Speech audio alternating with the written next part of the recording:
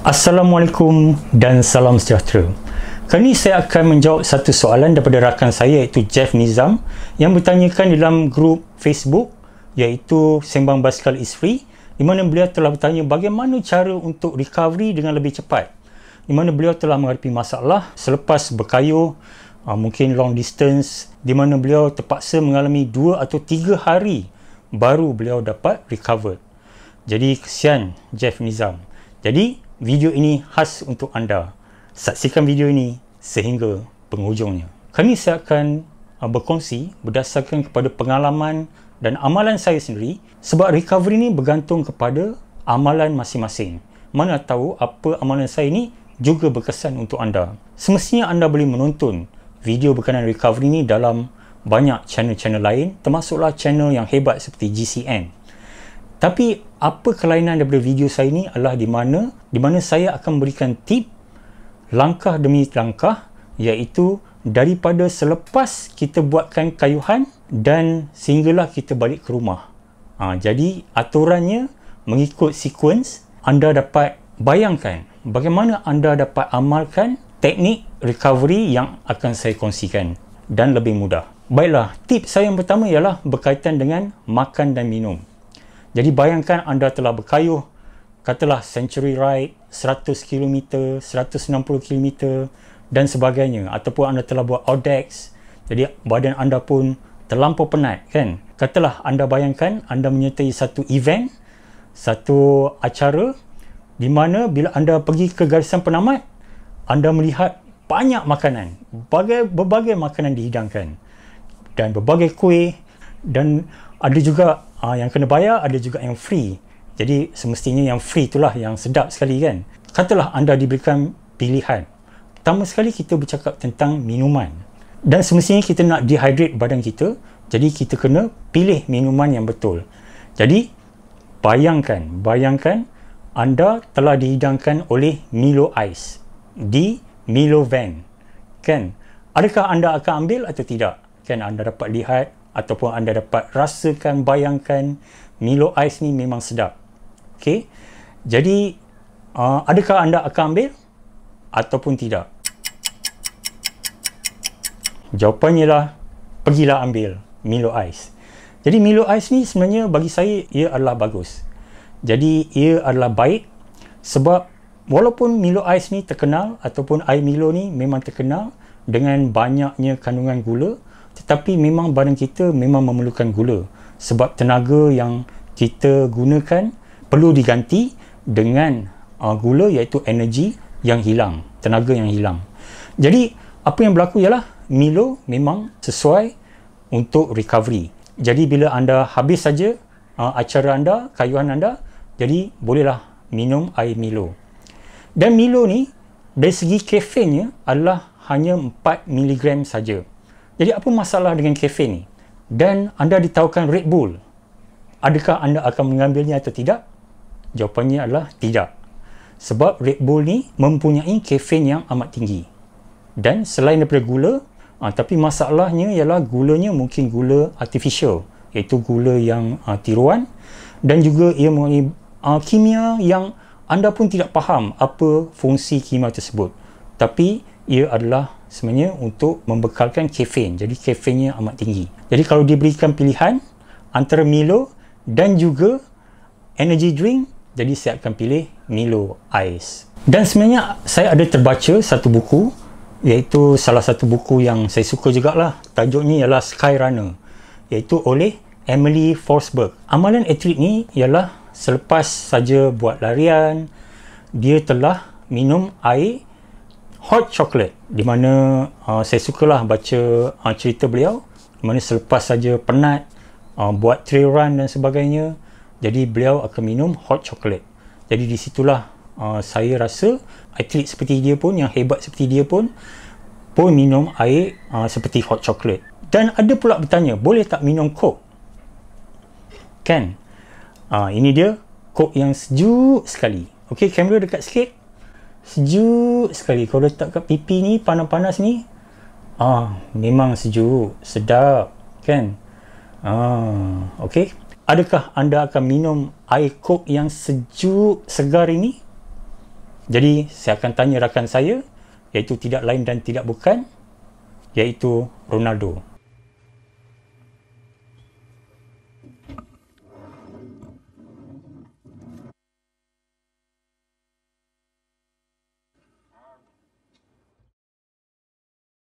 Jadi anda telah saksikan bahawa malah Ronaldo tidak bersetuju anda mengambil air Coca-Cola ini.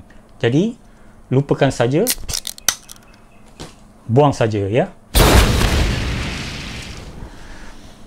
Berbahaya betul kok ni ya, sampai meletup.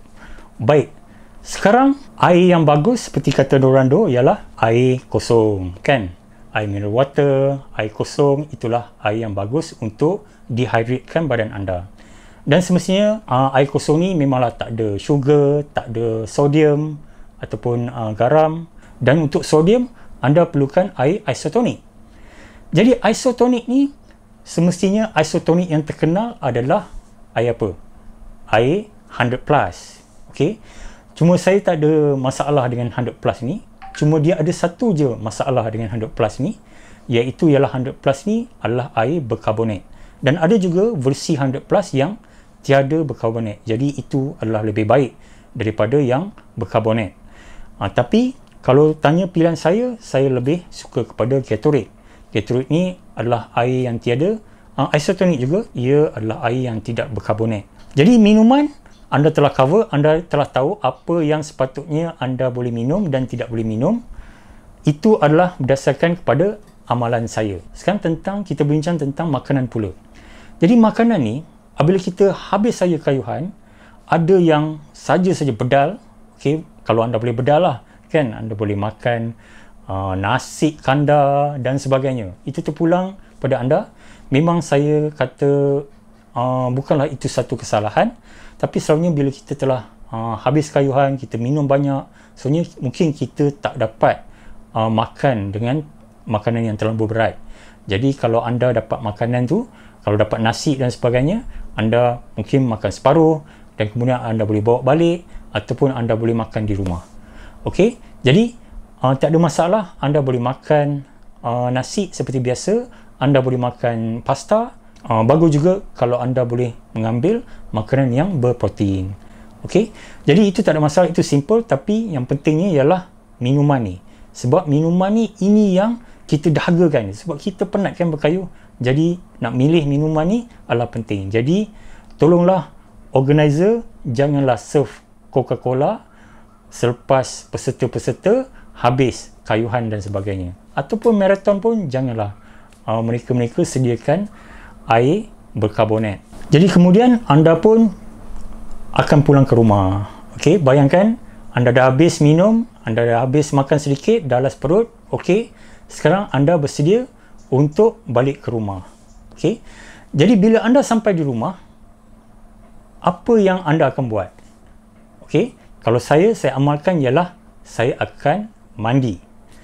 Iaitu saya akan mandi cold shower, iaitu air sejuk. Kalau anda menonton di televisyen ataupun movie, bila mereka dah bersukan, mereka akan buat hot shower. Tapi negara mereka terlampau sejuk. Jadi kalau mereka buat cold shower, jadi memanglah mereka menggigil. Tapi di Malaysia ni cuacanya okey.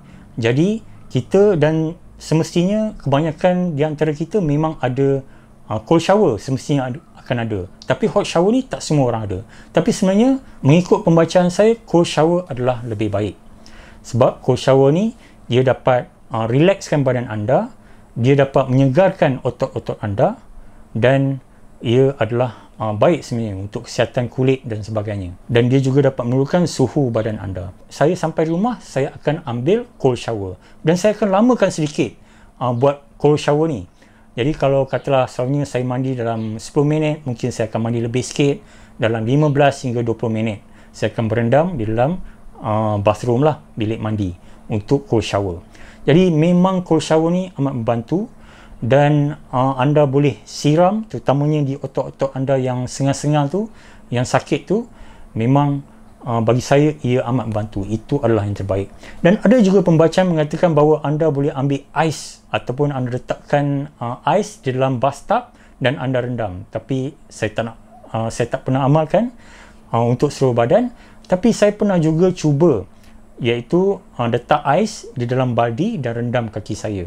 Ia juga boleh tahan bestnya, tapi tak selalulah saya buat. Saya rasa cold shower adalah memadai. Baik, tips saya yang ketiga. Tips saya yang ketiga adalah massage. Kalau di acara tu, bila habis saja disediakan kemah di mana ada disediakan perkhidmatan massage. Anda boleh massage secara percuma. Tapi sebenarnya amalan yang baik adalah massage ni selepas 1 atau 2 jam. Itu adalah lebih baik. Jadi bagi saya, kalau anda rasa anda dah cool down, anda nak cuba, tiada masalah, anda boleh massage di kemah-kemah ini. Tapi bagi saya adalah lebih baik kita balik di rumah, kita massage sendiri. Jadi kita boleh amalkan massage kita sendiri, iaitu seperti saya ada mesin-mesin massage kan, yang bolehlah tahan kan. Jadi saya massage saja di rumah, saya relax, dan yang penting di bahagian kaki lah. Jadi kalau anda tiada massage pun, jangan risau.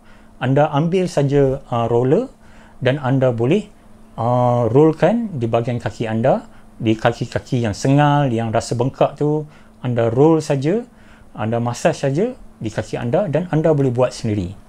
Dan bagi saya, ia adalah berkesan. Dan seterusnya, anda juga boleh buat stretching. Selalunya sebelum berkayuh, saya tidak buat stretching.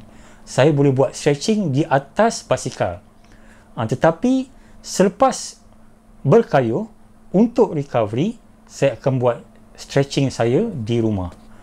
Jadi, anda boleh buatkan stretching yang melegakan, iaitu badan-badan kita yang sengal, terutamanya di bahagian pinggang, di bahagian peha, di bahagian betis.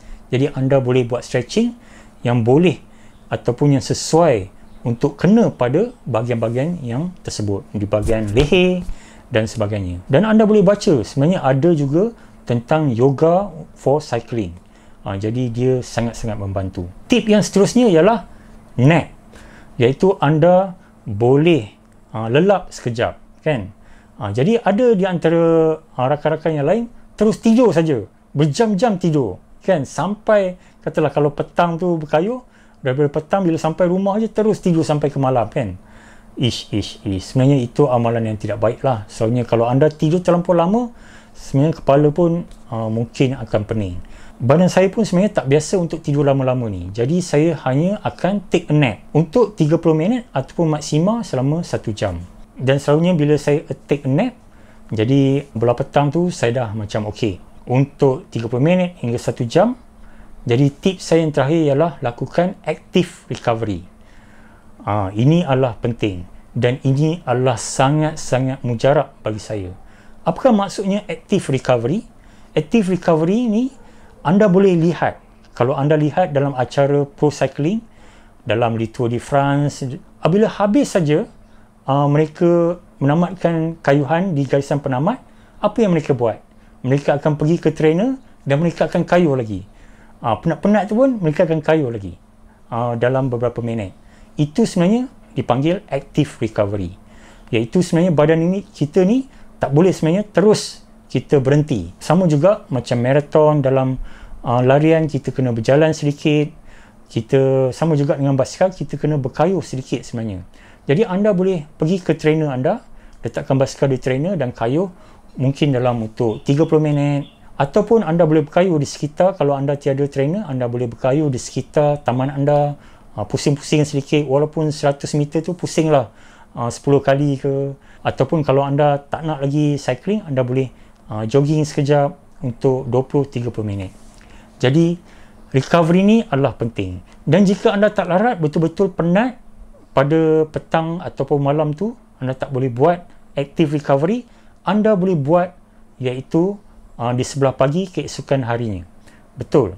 Ini memang sangat membantu. Jadi kalau saya berkayuh 100 km, 160 km ataupun saya berkayuh jauh, pada hari Sabtu contohnya, pada hari Ahad saya akan berkayuh juga untuk active recovery, iaitu saya akan berkayuh santai-santai selama sejam ataupun kurang daripada itu pun boleh, selama 30 minit hingga 1 jam. Jadi ia amat-amat berkesan. Jadi itu 5 tips saya, dan bagi saya setakat ni ia adalah sangat-sangat berkesan untuk saya, amalan yang berkesan untuk saya. Dan sebenarnya Jeff Nizam, ia tidak mengambil masa 2 hingga 3 hari. Sebab bagi saya, apa yang saya amalkan 5 tip ini, saya boleh recover hanya dalam 1 hari saja. Jadi maksud kalau saya menyertai kayuhan yang jauh-jauh dulu di sebelah pagi, belah petang pukul 6 dan belah malam dan sebagainya, saya akan rasa macam biasa. Keesokan harinya, alhamdulillah, saya telah pun boleh recovered, fully recovered seperti biasa. Saya boleh pergi teruskan pelancongan saya boleh teruskan aktiviti harian saya. Jadi itulah di mana jika anda mengamalkan teknik recovery yang betul, dan walaupun cara ataupun perkongsian saya tidak sesuai untuk anda boleh cuba cara-cara yang lain, dan anda boleh baca, anda boleh lihat channel ataupun YouTube yang lain yang sesuai untuk anda, sehinggalah anda mendapat teknik yang sesuai untuk anda dan amalkan dengan disiplin. InsyaAllah anda akan mendapat cara recovery yang terbaik. Jadi itu saja perkongsian saya kali ini. Jadi semoga perkongsian saya memberi manfaat. Jadi mungkin anda juga boleh berkongsi, bukan saja anda boleh belajar daripada saya pun boleh belajar daripada anda. Tolonglah kongsikan pengalaman anda, tambah lagi tip-tip yang lebih baik lagi dalam ruangan komen. Sudilah kiranya anda dapat like dan share, dan jika anda rasa channel ini sesuai untuk anda, silalah subscribe. Jadi terima kasih. Wabillahi taufiq wal hidayah. Assalamualaikum warahmatullahi taala wabarakatuh.